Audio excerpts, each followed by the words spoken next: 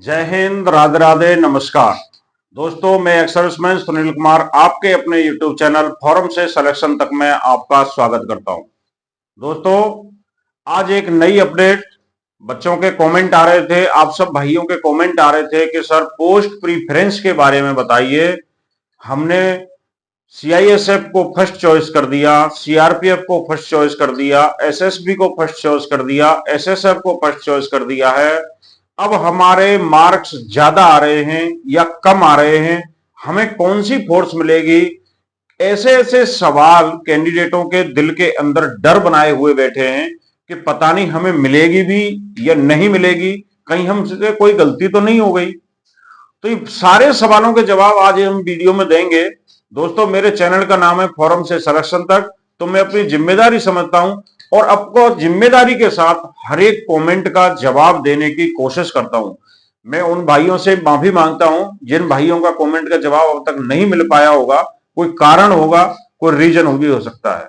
लेकिन दोस्तों, मैं ज्यादातर कोशिश करता हूं कि आप जो भी मेरे से पूछते हो, चाहे वो कट ऑफ के बारे में पूछ रहे हो, अपने मार्क्स शेयर करते हो, या आप आरएफआईडी के बारे में पूछते हो, आप नोडल एजेंसी के बारे में पूछते हो, फिजिकल के बारे में पूछते हो, अगर आप चाहते हो कि फिजिकल कैसे करें, हमें कोई प्रॉब्लम आ रही है, रनिंग में पूरा स्टेमिना नहीं बन रहा, टाइमिंग नहीं आ रही, तो आप कमेंट में बता सकते हो। मैं आपको फिजिकल के लिए भी टिप्स बताऊंगा और वो टिप्स आपको ऐसी दे दूंगा कि आप 5 किलोमीटर की रनिंग चुटकियों में कर दोगे। 25 मिनट तो छोड़िए, आप 22 और 23 मिनट के अंदर, क्योंकि हमने आर्मी के अंदर किया है। आप तो भाइयों, मैं ज्यादा बड़ी बात नहीं करता, आप तो सिंगल नेकर और बनियान में दौड़ रहे हो, लेकिन हम आर्मी के अंदर, चाहो तो आपका भाई, कोई चाचा ताऊ, कोई रिश्तेदार आर्मी में हो तो उनसे पूछ सकते हो कि 5 किलोमीटर की रनिंग होती है हमारे पास, हमारे यहाँ आर्मी के अंदर, उसको बोलते हैं BPET test, battle physical efficiency test जिसको बोलते हैं। 5 किलोमीटर का होता है, जिसमें वर्दी, जूते और राइफल और पीछे कुछ सामान होता है, उसको लेकर के हम 22 और 23 मिनट और 19 मिनट तक हमने दौड़ किया है और अमूमन करते हैं, सभी पास आउट होते हैं उसमें। तो दोस्तों, डर बिल्कुल मत कीजिए, आपको जो टिप्स चाहिए हम टिप्स भी देने के लिए तैयार हैं। कोई भी परेशानी आ रही है आप कमेंट में बताइए, गलत कमेंट मत कीजिए प्लीज। आप कोई भी ऐसा कदम मत उठाइए जिससे आपको भविष्य में परेशानी होगी। मैं आपको कोई गलत चीज नहीं बताता, आपको हर चीज का डर खत्म कर रहा हूं धीरे धीरे धीरे धीरे। आज आपको प्रीफरेंस का भी डर खत्म कर दूंगा।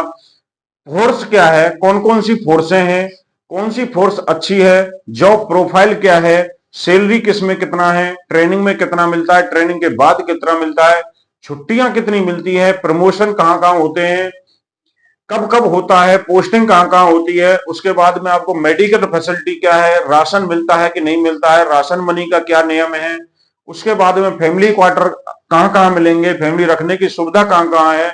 लास्ट में एक सवाल आता है पेंशन का, वो भी हम आपको बताएंगे कि पेंशन आपको रूल क्या है, कितना मिलेगी, कब मिलेगी और आपको कितना पैसा मिलेगा। ये सारी चीजें आज इस वीडियो के माध्यम से हम क्लियर करेंगे, समझेंगे पूरा खेल एसएससी जीडी की फोर्सों का।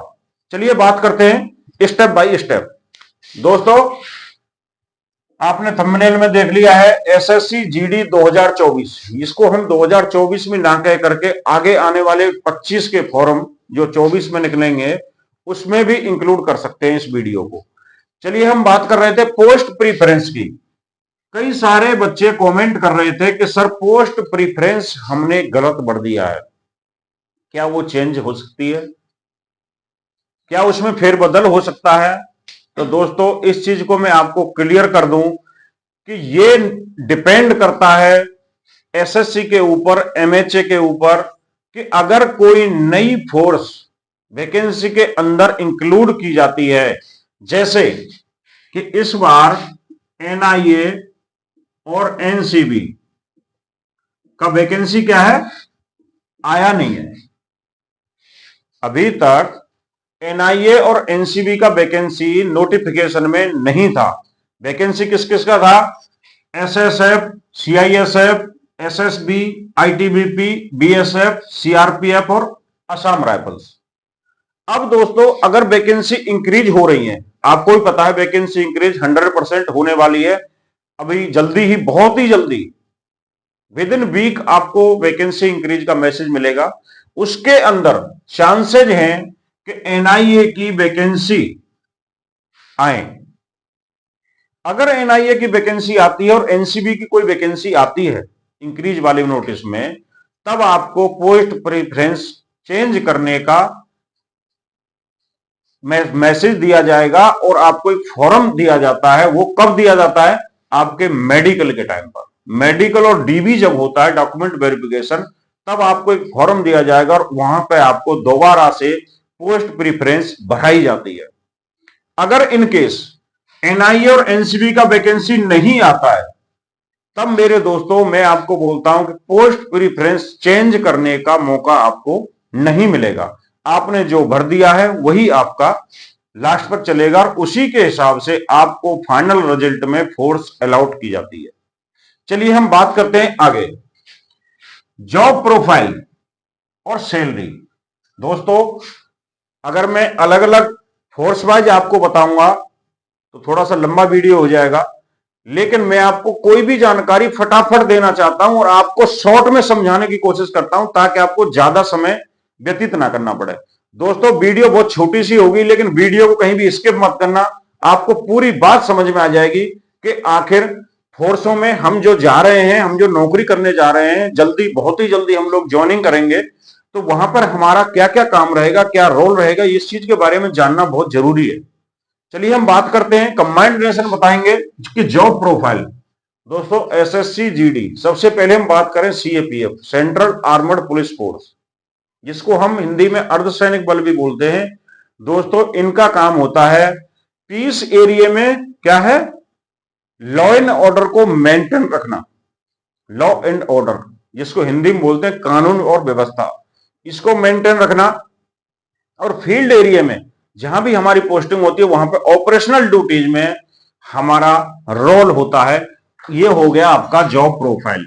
सैलरी की अगर हम बात करें तो इसमें 60 साल का नौकरी होता है और सैलरी हर साल बढ़ती रहती है। 18,000 रुपए से बेसिक आपका स्टार्ट होता है, 18,000 से बेसिक स्टार्ट होता है, प्लस इसमें डीए। चाहो तो आप कमेंट सेक्शन में लिखना, मैं आपको पूरी डिटेल बता दूंगा कि आपको कौन कौन सा अलाउंसेज, क्या क्या सैलरी में क्या क्या क्या इंक्लूड होता है, टोटल ग्रॉस सैलरी क्या बनती है और इन हैंड सैलरी, जिसको हम बोलते हैं कि जो अकाउंट में क्रेडिट होती है, वो कितनी होती है।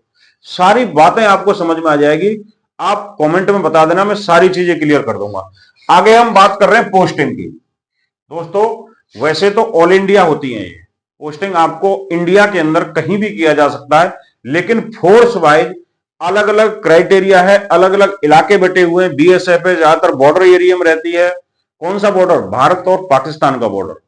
आईटीबीपी है, ये इंडो तिब्बतन बॉर्डर पुलिस है, आपको पता है, तिब्बत बॉर्डर पर, चाइना बॉर्डर पर इसका हो रहता है। बात करें एसएसबी की तो ये नेपाल बॉर्डर पर रहती है। अब ये नहीं है कि बॉर्डर पर ही रहती है, ये सारे पीसों में भी इनकी लोकेशनें होती हैं और पीस इलाके में भी इनकी बटालियनें होती हैं। उसके बाद में अगर हम बात करें सीआईएसएफ की तो इंडस्ट्रियल सिक्योरिटी फोर्सेज है, जैसे कि हमारे जो संस्थान हैं, बड़ी बड़ी फैक्ट्रियां हैं, बड़े बड़े जो ऊर्जा संस्थान हैं, मेट्रो हो गया, एयरपोर्ट हो गया, इन चीजों में इनका ड्यूटी किया जाता है।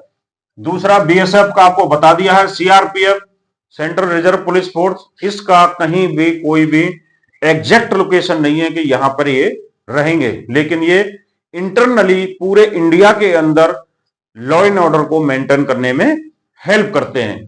अब हम बात करते हैं आसाम राइफल्स की। आसाम राइफल्स ज्यादातर म्यांमार बॉर्डर, चाइना बॉर्डर और आसाम की साइड में इनकी पोस्टिंग रहती है। तो ये हो गया इनका पोस्टिंग का। प्रमोशन का आपको बता दिया, आप सिपाही से कांस्टेबल जीडी से भर्ती होते हो। इसके बाद में आप लास्ट जो इसका होता है इंस्पेक्टर, इंस्पेक्टर तक आप जा सकते हो। लेकिन दोस्तों प्रमोशन इन सारी फोर्सों में तकरीबन बहुत ही ज्यादा लेट होता है। मैं आपको प्रमोशन का क्लियर कर दिया है।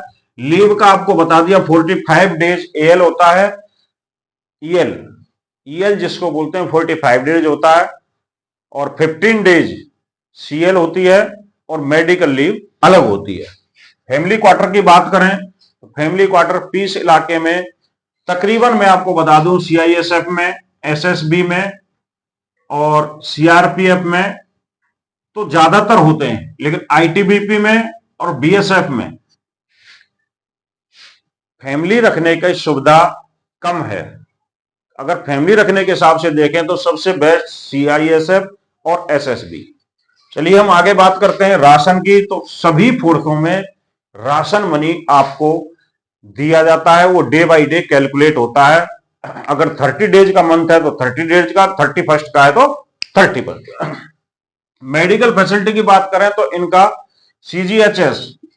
सीजीएचएस कार्ड बनता है, central government health scheme CGHS card बनता है, जो आपका और आपकी फैमिली के लिए दिया जाता है। उसमें कोई दिक्कत नहीं है, सारी फोर्सों में एक जैसा होता है। जो सेंट्रल गवर्नमेंट के कर्मचारियों के लिए होता है वही सेम सीजीएचएस कार्ड सीएपीएफ में दिया जाता है। अब बात करते हैं हम पेंशन की। तो पेंशन के लिए भाई हम बता दें कि अभी जो न्यू पेंशन स्कीम चल रही है उसके तहत आपको दिया जाता है। ओल्ड पेंशन स्कीम अभी तक सीएपीएफ में नहीं वापस किया है। अभी जो एनपीएस चल रहा है उसी के हिसाब से, उसी के अकॉर्डिंग आपको पेंशन दिया जाता है। तो आशा करता हूं आपको ये वीडियो बहुत ही अच्छी लगी होगी, आपके लिए बहुत हेल्पफुल वीडियो है। दोस्तों को शेयर करना, साथ ही वीडियो अच्छी लगी हो तो लाइक और शेयर करके कमेंट सेक्शन में आप अपने कमेंट जरूर लिखा करो, जिससे हमें पता लग जाए कि हम कितना क्या कर रहे हैं।